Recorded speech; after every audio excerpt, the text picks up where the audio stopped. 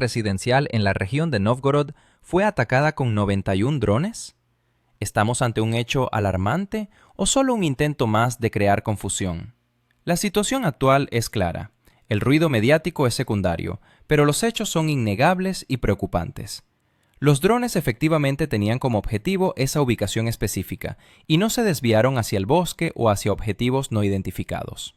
91 drones no son una cifra trivial. Subraya la magnitud y la intención detrás de esta acción, lejos de ser una mera exhibición de capacidades. Mientras tanto, suscríbete a mi canal SheoPulse, dale a me gusta y deja un comentario de al menos 7 palabras. Si quieres, comparte este video. Para ayudar al canal, puedes hacerte patrocinador usando el enlace debajo del video o haciendo clic en el botón Super Me Gusta. El comentario con más Super Me Gusta se fijará permanentemente en el video. Gracias y sigue así. Lo que realmente me asombra es que alguien pensara que esta acción podría ser ignorada, relegada a la categoría de una simple nota en un periódico. Aunque todos los drones pudieron no haber alcanzado su objetivo o haber sido interceptados, eso no anula el hecho de que existió la intención de realizar este ataque. Surge la pregunta, ¿sabían los organizadores de la operación la ubicación exacta del presidente en ese momento o actuaron bajo la lógica de ataquemos un símbolo? Puede que hayan creído que la residencia presidencial era el centro de toma de decisiones. Es una lógica cruda, pero acorde con el ambiente de los últimos meses. Si recordamos la serie de eliminaciones en territorio ruso, que incluyen desde altos oficiales hasta figuras públicas, como la trágica muerte de Daria Dugina, se vuelve evidente que los límites de lo aceptable han sido sobrepasados hace tiempo. Por lo tanto, la idea de un ataque deliberado no parece una fantasía, sino una continuación de prácticas ya establecidas. En medio de este contexto, Donald Trump, expresidente de Estados Unidos, declaró que se enteró de la situación directamente del presidente de Rusia y se mostró, digamos, bastante frustrado. ¿Es esta una reacción sincera o un mero gesto político? Yo diría que este es un momento raro en el que el descontento resuena no como una línea teatral, sino como una respuesta humana ante una violación de las líneas rojas. Trump no habla en esta ocasión como el líder abstracto de una superpotencia, sino como un individuo que comprende la diferencia entre presión y un desafío personal. Hay una gran diferencia entre los conflictos de intereses, las sanciones y el enfrentamiento en un contexto de proxy y una situación donde intentan llegar hasta el hogar del líder de un estado, invadiendo su espacio privado.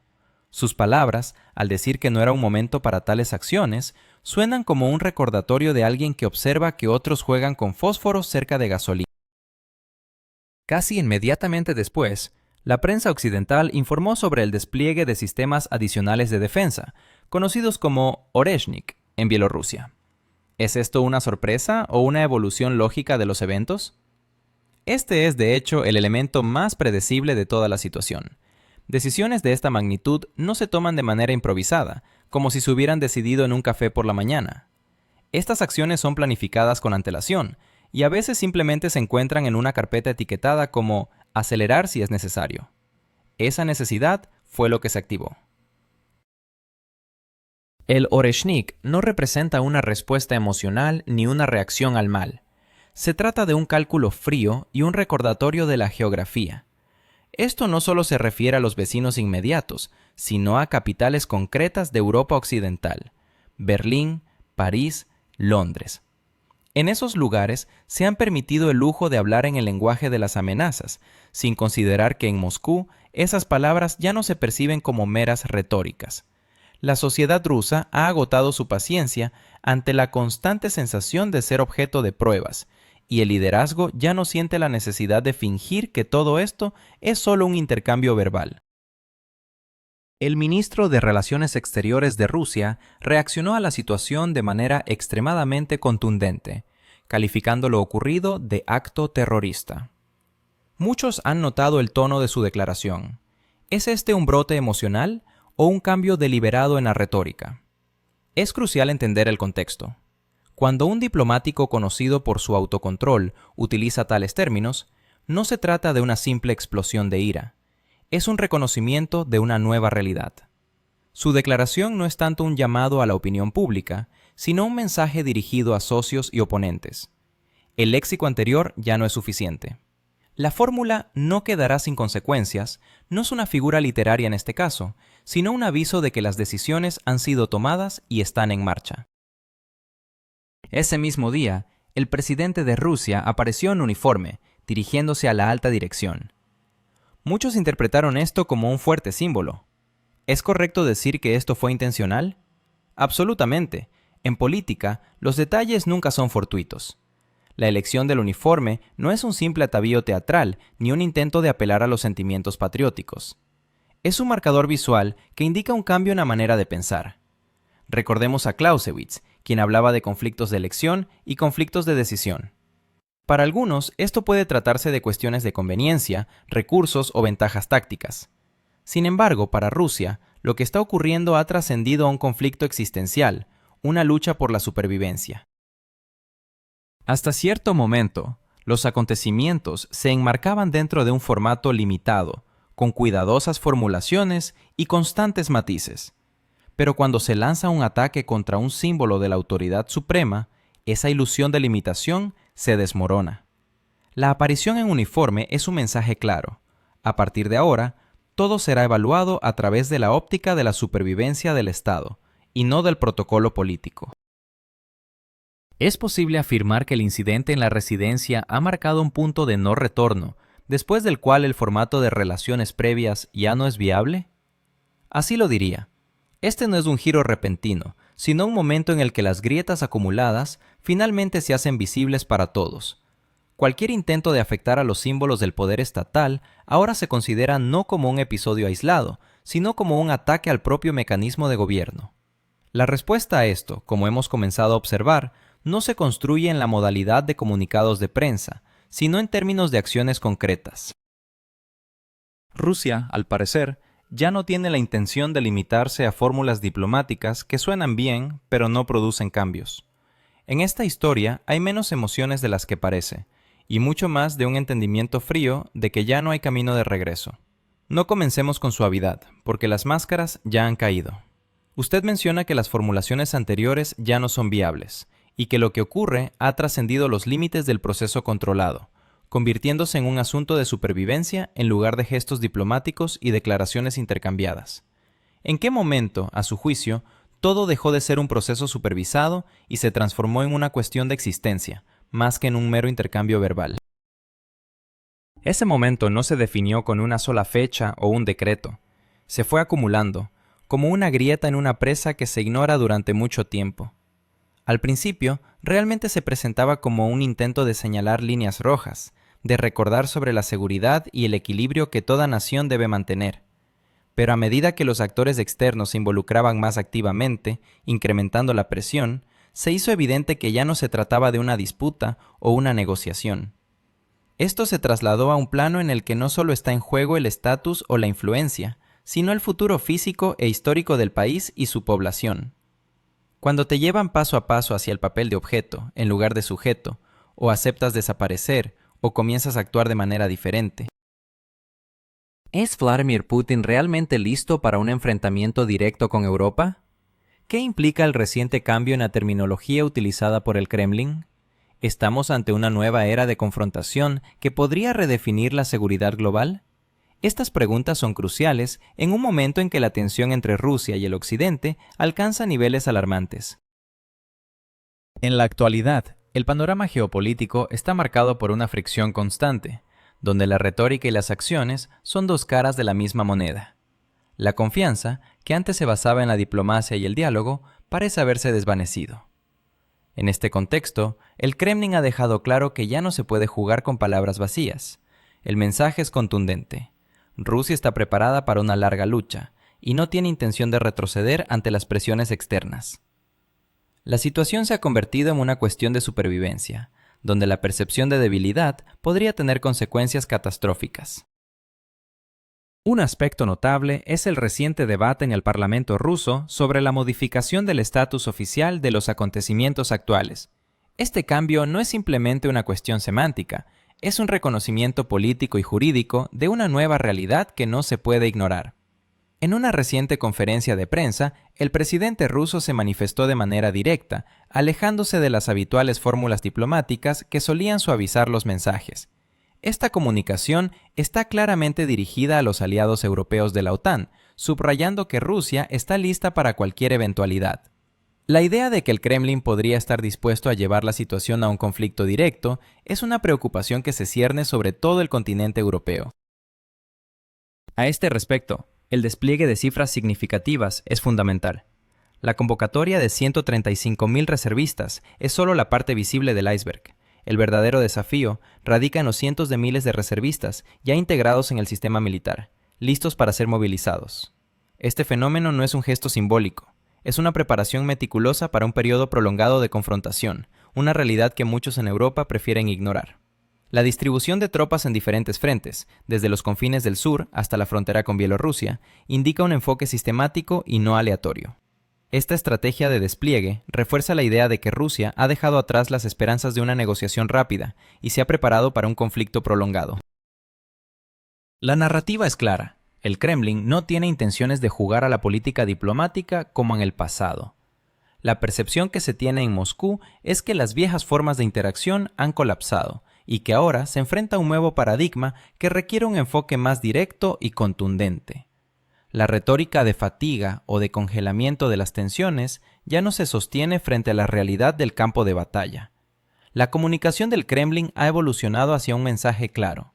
Hemos escuchado sus advertencias, pero ya no habrá más juegos. Sin embargo, la pregunta persiste. ¿Cuán peligrosa es la estrategia actual de la OTAN? Si la implicación estadounidense en la alianza comienza a flaquear, ¿qué tan sostenible será esta estructura? La amenaza no reside únicamente en el número de tropas o en el gasto militar. La clave del éxito se encuentra en el control y la capacidad de toma de decisiones a nivel operativo. Washington sigue siendo el cerebro detrás de las operaciones, aunque Europa intente asumir más responsabilidades.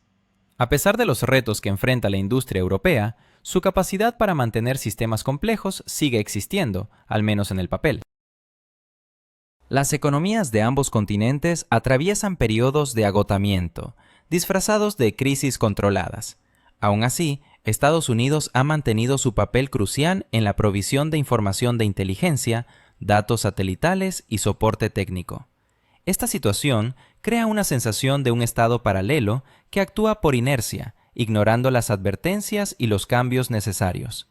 La lógica detrás de la existencia de la OTAN se ha cuestionado desde los años 90, cuando la amenaza soviética desapareció. La falta de un enemigo claro ha llevado a la OTAN a buscar motivos para justificar su existencia, expandiendo sus zonas de responsabilidad en lugar de delegar la seguridad en Europa.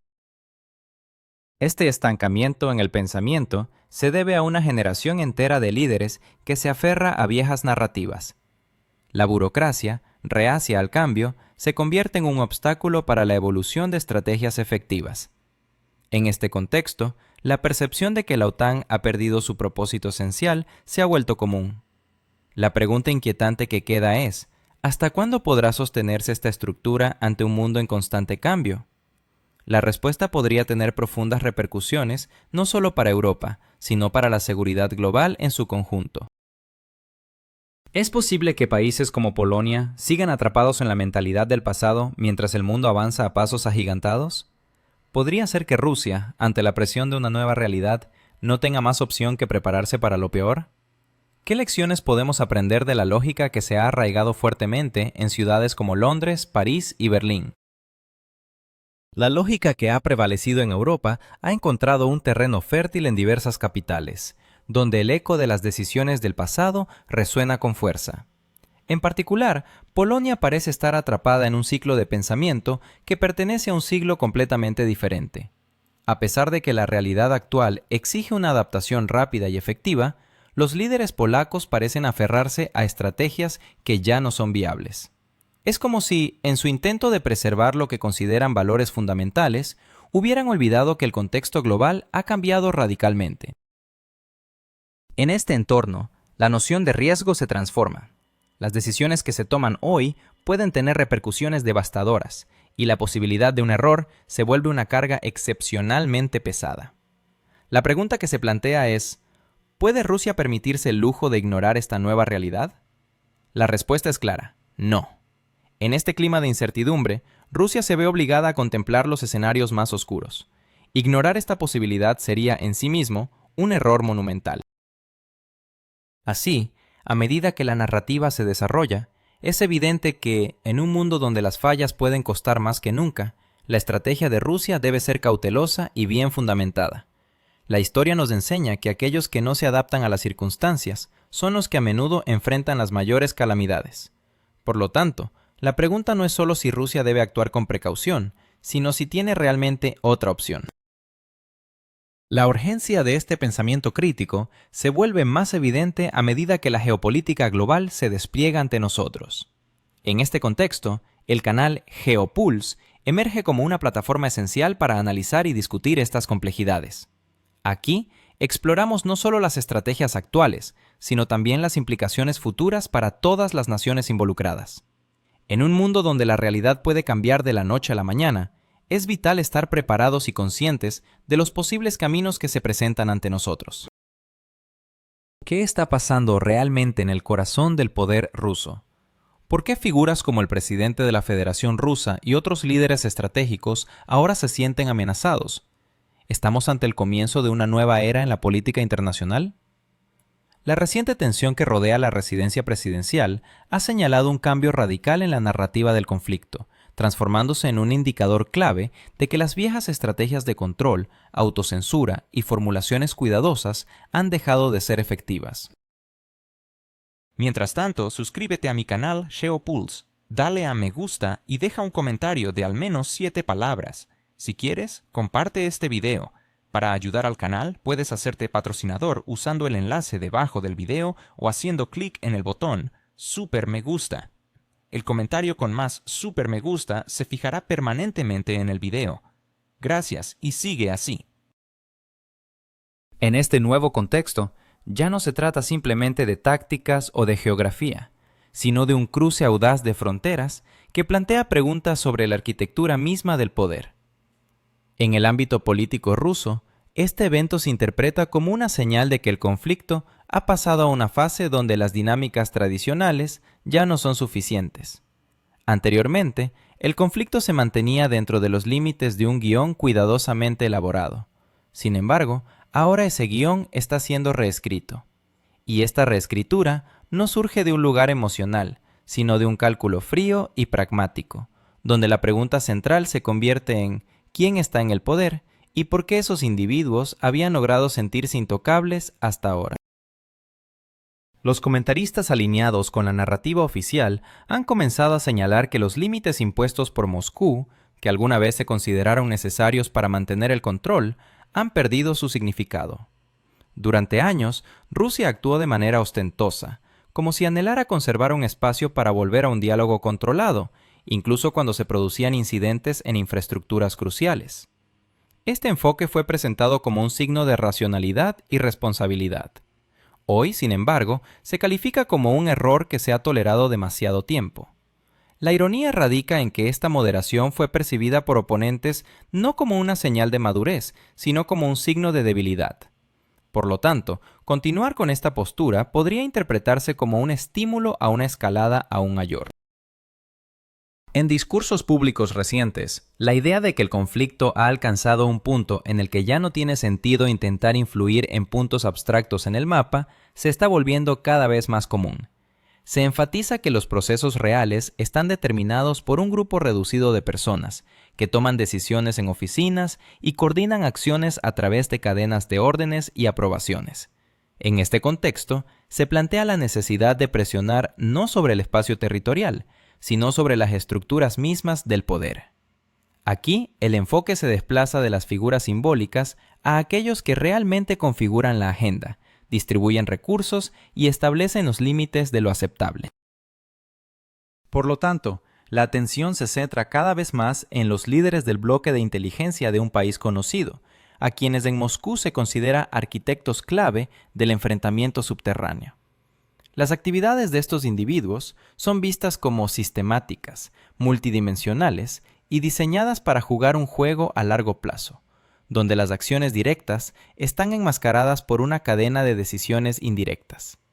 En la interpretación rusa, este nivel de liderazgo es el responsable de los escenarios más arriesgados, incluidas las operaciones que requieren aprobación política y una disposición a enfrentar consecuencias internacionales. La vertical de seguridad interna también suscita un gran interés. En Moscú se percibe como el sistema nervioso del régimen, encargado de la estabilidad, el control y la supresión de cualquier disfunción interna. A través de esta estructura se manifiestan las decisiones más sensibles, que están relacionadas con la coordinación interna, la filtración de información y la gestión de riesgos. Por esta razón, los legisladores rusos insisten cada vez más en que ignorar este nivel de poder significa no ver la mitad de la realidad. Este nivel no es un organismo secundario, es la base sobre la cual se sostiene toda la estructura del poder. La argumentación rusa es extremadamente pragmática. Mientras estos elementos permanezcan intocables, cualquier conversación sobre un cambio real seguirá siendo solo eso, una conversación. Por ello, en el ámbito parlamentario se hace eco de la necesidad urgente de un replanteamiento jurídico y político de lo que está ocurriendo, no como una reacción emocional, sino como un cambio en el régimen de percepción del conflicto. El debate en el Parlamento gira en torno a la idea de que los eventos recientes cruzan un umbral fundamental. Si anteriormente se podía interpretar el conflicto como parte de un enfrentamiento externo, con toques de diálogo limitado, ahora se trata de una agresión directa a la estructura misma de la gobernanza estatal. Esto, automáticamente, exige herramientas diferentes y una nueva terminología.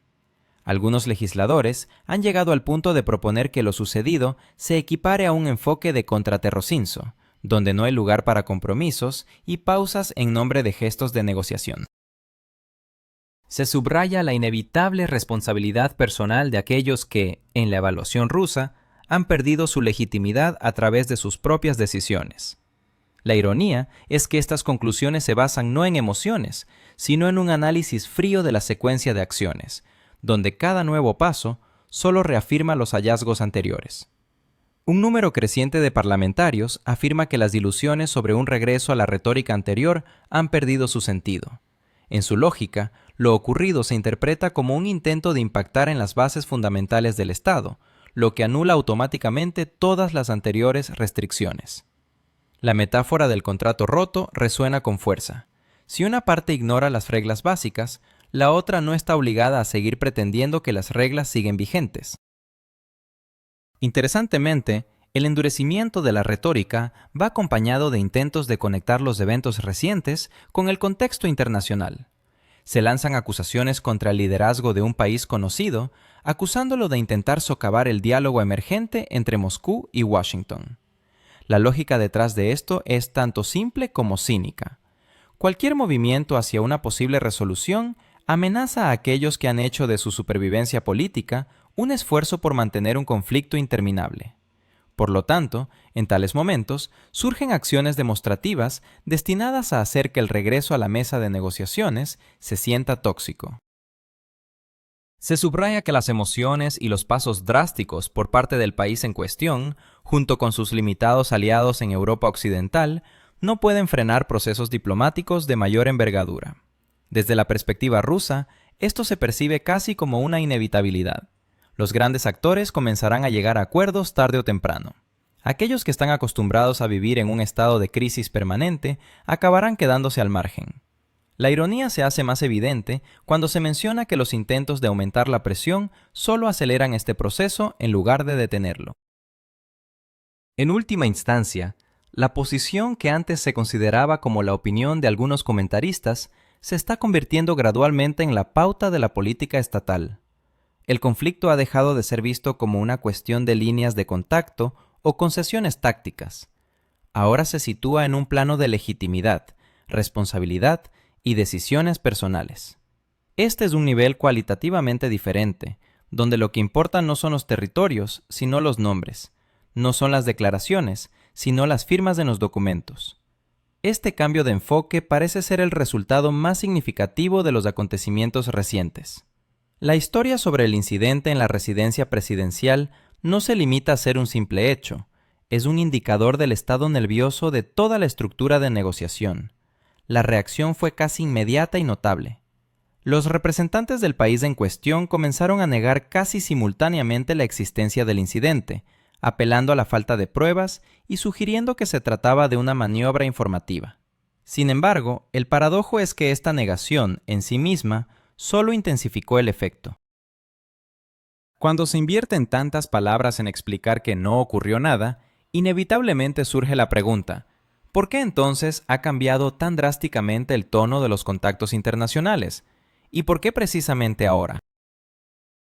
¿Está Moscú realmente buscando un entendimiento genuino con Washington o simplemente juega al desgaste?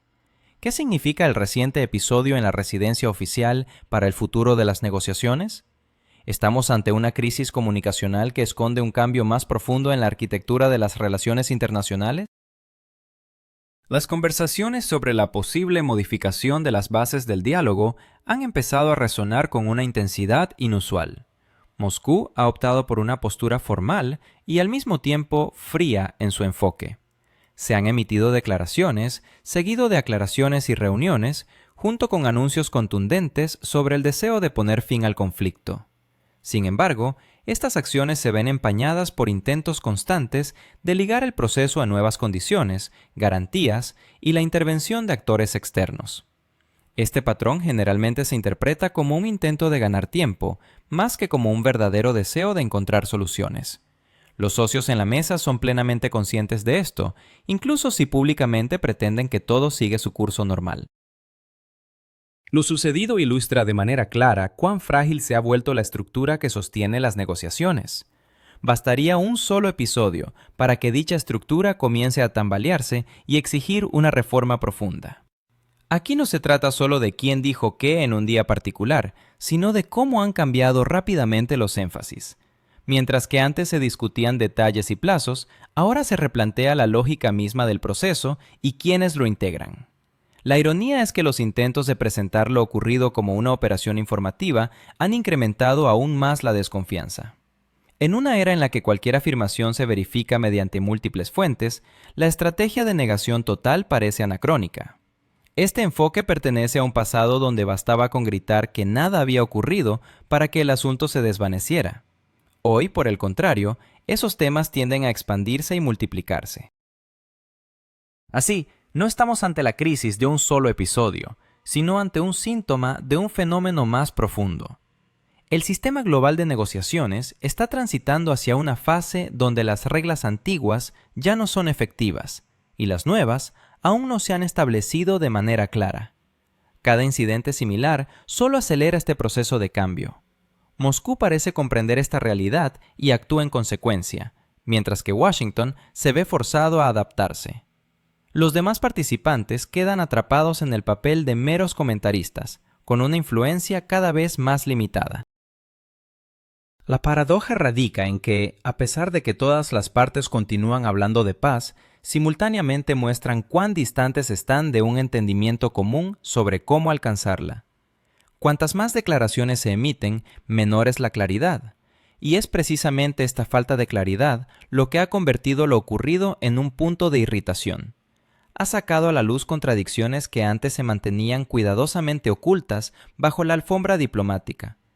Al observar la situación en su conjunto, es evidente que el replanteamiento de la arquitectura de las negociaciones era solo cuestión de tiempo. El episodio ocurrido en la residencia se ha convertido en un hito, marcando el inicio de un nuevo capítulo. Ahora, el proceso deberá volverse más simple y directo, o por el contrario, se verá ahogado en un mar de interminables consensos y reclamaciones mutuas. Observando las reacciones de los principales actores, el primer escenario parece cada vez más probable.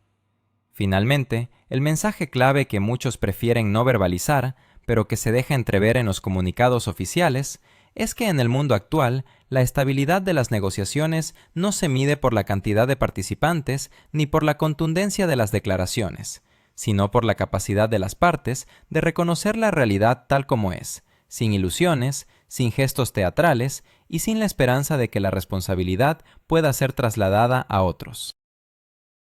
Lo que más falta en este momento es precisamente ese reconocimiento.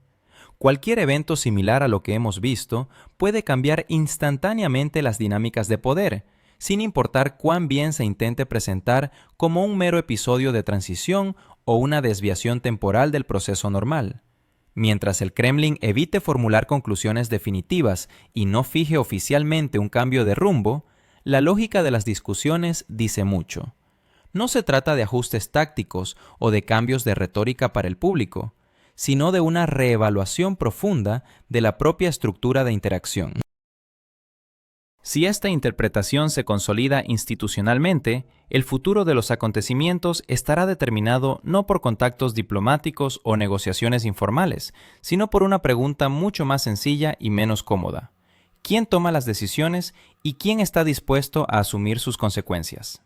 La ironía es que esta cuestión ha sido evitada durante años, reemplazada por charlas sobre procedimientos, formatos y mecanismos de confianza. El énfasis final aquí es claro, incluso sin declaraciones estruendosas. La próxima etapa no se centrará en maniobras o declaraciones para la prensa, sino en la redistribución de estatus y roles. Se planteará quién mantendrá su posición dentro del sistema y quién se dará cuenta repentinamente de que las garantías a las que estaba acostumbrado han dejado de existir. En este sentido, lo sucedido ya ha marcado un punto de no retorno, incluso si los documentos oficiales continúan utilizando formulaciones prudentes y matizadas, diseñadas para no alarmar a su audiencia. Es crucial comprender que tales cambios nunca se anuncian con anticipación, no vienen en forma de declaraciones ni se acompañan de ceremonias solemnes. Se manifiestan en los detalles, los temas que se remueven de la agenda sin discusión, las cuestiones que dejan de ser públicas y las decisiones que se toman sin el intento de hacerlas colectivas. Es en estas sutilezas donde se puede leer la nueva arquitectura que muchos prefieren no nombrar. A pesar de ello, la ilusión de un regreso a lo anterior sigue siendo alimentada activamente. Es una narrativa conveniente para aquellos que han estado acostumbrados a operar dentro de los viejos acuerdos y que no están dispuestos a aceptar que esas estructuras ya no funcionan. En el espacio público, las palabras sobre diálogo, proceso y búsqueda de compromisos aún resuenan, pero cada vez más esconden una falta de contenido real. Las fórmulas permanecen, mientras que el sentido detrás de ellas se desvanece, convirtiendo el lenguaje de las negociaciones en una colección de frases rituales. El sistema en el que las decisiones se tomaban de manera colectiva y la responsabilidad se difuminaba, se aproxima a su límite. Ha existido durante demasiado tiempo gracias a la inercia y a la costumbre de evitar preguntas incómodas. Ahora, esta misma inercia se convierte en vulnerabilidad. Allí donde antes se podía ocultar tras el número de participantes y referirse a la complejidad de los procedimientos, ahora se exige una respuesta clara sobre quién es responsable y por qué. Es digno de mención la reacción de aquellos que siguen pretendiendo que no está ocurriendo nada fundamentalmente nuevo. Su argumento se basa en la idea de temporalidad, sugiriendo que la situación actual es solo una fase, una desviación que con el tiempo se corregirá. Pero es precisamente aquí donde radica el error. La historia demuestra que tales fases tienden a solidificarse, especialmente si son convenientes para quienes toman decisiones cruciales. Es notable también cómo el interés por discutir las consecuencias a largo plazo se desvanece rápidamente. La atención se centra en el momento presente, en la respuesta más inmediata de los mercados, en el próximo encuentro o en el último comentario de un representante oficial. La dimensión estratégica se diluye deliberadamente para evitar el reconocimiento de lo evidente. El modelo anterior ya no garantiza previsibilidad ni control. En este contexto, la cautela de las formulaciones no es un signo de sabiduría diplomática, sino un intento de ganar tiempo, tiempo que se necesita no para encontrar soluciones, sino para adaptarse a una nueva realidad sin un reconocimiento público de errores propios. Sin embargo, tal estrategia tiene un límite. Tarde o temprano, la discrepancia entre palabras y acciones se vuelve demasiado evidente como para ser ignorada. Este momento es especialmente doloroso para aquellos que durante años construyeron su posición sobre el estatus de mediador o árbitro. En un entorno donde las decisiones se toman de forma directa y sin mirar atrás hacia formatos multilateralistas, el rol de la mediación se desvaloriza drásticamente. A la par, se desvanecen los dividendos políticos que anteriormente se extraían simplemente por el hecho de participar en el proceso. No debemos dejarnos engañar por la aparente calma del campo informativo. La ausencia de declaraciones drásticas no significa que no haya cambios en marcha. De hecho, es en los periodos de silencio externo donde se producen los movimientos más significativos. Cuando los actores clave dejan de discutir públicamente, a menudo indica que ya han definido las pautas de sus futuras acciones y no ven sentido en discutirlas en voz alta. Es significativo que en estas nuevas condiciones, la importancia de los recursos internos y la capacidad de actuar de forma autónoma haya aumentado considerablemente. Allí donde antes se confiaba en mecanismos colectivos y en una responsabilidad distribuida, ahora prevalece quien puede tomar decisiones rápidamente y garantizar su ejecución sin largas negociaciones. Esto transforma la lógica misma del comportamiento político y económico, eliminando los eslabones débiles sin ceremonias innecesarias. Como consecuencia, el sistema se va limpiando de ilusiones, pero lo hace de manera dura y sin contemplaciones. Aquellos que no logramos ¿Acaso te has preguntado alguna vez quién realmente toma las decisiones en el caos actual? ¿Por qué algunas voces son escuchadas mientras que otras quedan relegadas al silencio? ¿Es posible que estemos al borde de una transformación que ni siquiera podemos reconocer? En un mundo donde las dinámicas de poder cambian constantemente, es vital comprender cómo se establece una nueva jerarquía. Este proceso no es repentino ni aislado, es el resultado de un camino largo y complicado, lleno de matices y sutilezas. A medida que avanzamos por este sendero, las estructuras de poder tradicionales son desafiadas y en muchos casos desmanteladas. La nueva jerarquía que surge de este proceso no se documenta de manera formal y por lo tanto no recibe un nombre atractivo que facilite su identificación.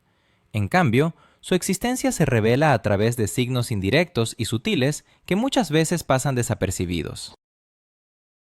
Para lograr entender esta transformación, debemos prestar atención a quiénes son los que cuentan con una voz influyente en los debates públicos. ¿Cuáles son las iniciativas que realmente están en marcha? Y, quizás lo más importante, ¿quiénes son los que ven sus intereses desdibujarse en esta nueva realidad? La respuesta a estas preguntas nos permitirá descifrar el verdadero mecanismo que está en juego y, en última instancia, cómo nos afecta a todos. En este contexto, la llamada punto de no retorno se convierte en una noción central. Este término se refiere a un momento crucial en el que las decisiones y las acciones alcanzan un umbral que, una vez cruzado, no permite un regreso a la situación anterior. Es un punto en el que los cambios comienzan a ser irreversibles y sus consecuencias se sienten en todos los rincones de la sociedad. Al observar este fenómeno, es esencial que mantengamos nuestros ojos bien abiertos y nuestra mente crítica. Solo así podremos tener una visión clara de la dirección que está tomando nuestra sociedad y el papel que cada uno de nosotros puede desempeñar en este escenario en constante evolución. En un mundo donde la información es poder, estar al tanto de lo que acontece en nuestro entorno se vuelve más crucial que nunca. Mantente informado, sigue explorando y, sobre todo, no dejes que las transformaciones que nos rodean pasen desapercibidas. En GeoPulse te invitamos a ser parte de esta conversación y descubrir juntos las claves de nuestro tiempo.